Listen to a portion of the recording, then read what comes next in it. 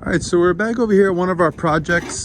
This was a project we put up on a previous video talking about pervious patios.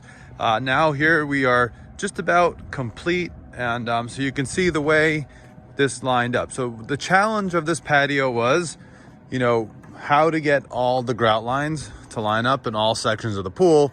Now, normally when you have a square patio and you have flexibility with your design, it's not so challenging. But here, as you can see, we have a wetland setback.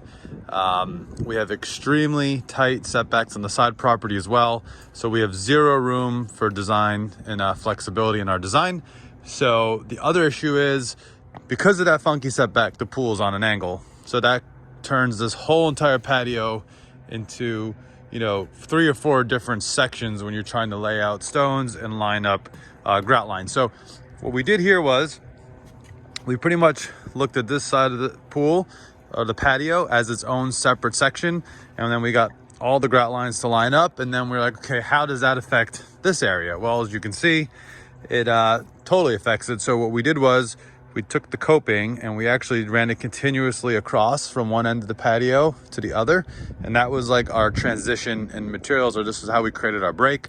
And then we transitioned over to here. So you can see this whole section is all lined up. So the only thing that happens now is you had these triangular pieces, but it's only a very small section. And then you end up with all this full patio here, all in line, all completely symmetrical. So that's how we were able to create this, was by using that coping.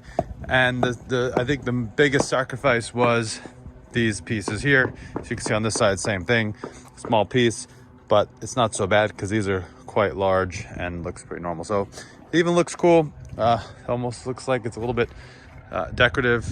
And you come down here, and this was the big thing. So this is the largest section of the patio all the way out here to the front of the house.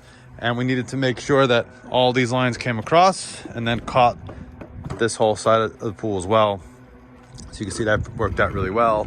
And then the last thing over here, this is our section where our pool equipment's gonna go. And we're gonna have our pump, heater, and filters all over here. And then the generators are gonna sit this way.